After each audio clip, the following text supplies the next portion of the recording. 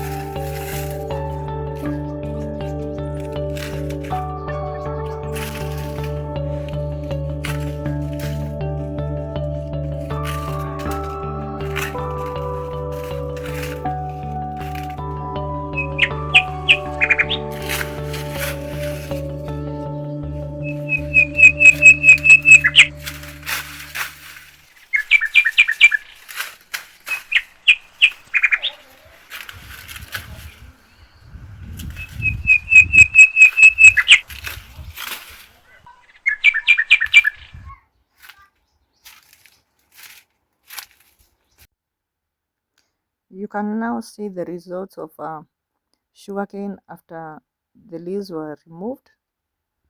And the reason for doing this is for the best growth of the sugarcane, because as you can see that some of them are so tiny, so thin, that even you cannot enjoy eating them. So the reason for that is because of the health growth of the sugarcane. So every time that you see the sugarcanes have leaves, it's the best thing is to remove them. Now you can see after the mulching how they are, and this is good because of good health of our crops. It will really help them in growth.